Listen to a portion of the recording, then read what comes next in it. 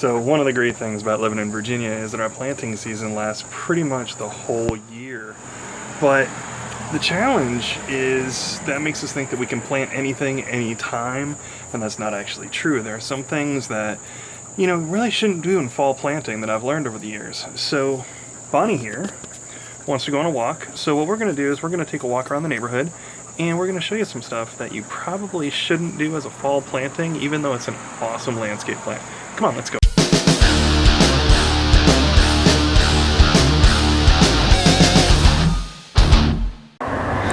Hi, I'm Dave Marciniak with Revolutionary Gardens. One year we started a landscape project in early December, and the client said, "Are you sure you'll be able to get this done this time of year?" And I said, "Absolutely, this is Virginia. Your guests are going to be walking through your brand new landscape for Christmas Eve dinner." That was the year, do you guys remember Snowpocalypse? You remember this? We never finished that job until March. So the point being, it's hard to know for sure what the weather in Virginia is going to do, and the last several winters have seemed exceptionally screwy. Over the last few years, I've come across some plants that are almost always a questionable idea for fall planting. For sure, let's talk about broadleaf evergreens. In the wintertime, you're not watering your landscape.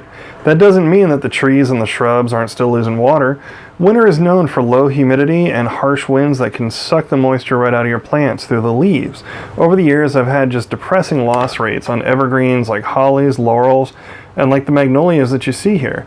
Basically, if it has a big surface area, it's got a good possibility of desiccating and dying, and a lot of times you'll see that happening from the top down because the water's just not getting where it needs to be. I mean, you want your magnolias to end up looking like these nice big magnolias here. Laurels, kind of touch and go. A lot of it kind of depends on the situation and where you place them. These were fall plantings and they turned out great, but I've got a really, really protective spot in this yard, so works out a little bit better. Definitely worth checking with your landscape design professional to see what's going to work for you. So everybody loves a crepe myrtle, right? But the thing is, over the years, I'm kind of getting away from the idea of doing a fall planting on crepe myrtles. I mean, first of all, the growers are always going to tell you that, your best bet is going to be get something that's fresh dug, and they're only going to dig in the springtime. So if you want really, really fresh ball and burlap material, you're going to be limited to spring planting anyhow. If you got container material, if you got stuff sitting around the nursery, I mean, certainly you can go ahead and try it and get it in the ground. But the thing is, especially last year, we had a lot of freeze damage to crepe myrtles, especially really, really young ones. And I don't know, that's a lot of heartbreak. They're beautiful trees, and I kind of hate to see that happen to anybody. So I'm really leaning towards spring planting on crepe myrtles at this point. As you can see, my neighborhood absolutely loves them, and everybody would be heartbroken if we saw something happen to them. So I'm glad that these are well established, but any that go in my yard are going to be going in spring. Here in Virginia, we consider perennials to be pretty safe between the last and the first frost dates.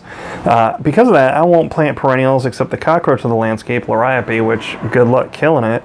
I'm not going to plant perennials after November 1st and before at least May 1st. The higher the elevation or the farther north, the later that safe date falls in the spring, and the earlier that last date comes in the fall. You really want to make sure that you're giving your perennials every possible chance. If you're going to put them in the ground and they're immediately going to get zapped with frost, again, they've got no root system. They've really got no way to deal with it. Ornamental grasses are super tough, but I've really struggled with those in fall plantings. I just won't do them anymore, especially because our warranty specifically excludes perennials. If I'm planting something that's not warranted, you better believe that I want to do everything I can to make sure that it lives and my customers get the best value. Most other plants, though, game on. Fall can be an excellent time to plant a wide range of trees and shrubs, then that way you'll get an early jump on the spring. Not sure what's safe in your area? Contact your local county extension to get advice from some brilliant horticulturalists. I think the dog's done. What do you think? So let's go ahead and recap. So plants that are great in the landscape, but probably not so great for fall planting here in Virginia. You've got your crepe myrtles, you've got your broadleafed evergreens, which can include magnolias, your hollies with the bigger leaves on them, and depending on situation, laurels, regular hollies, things like that. So definitely something to keep in mind.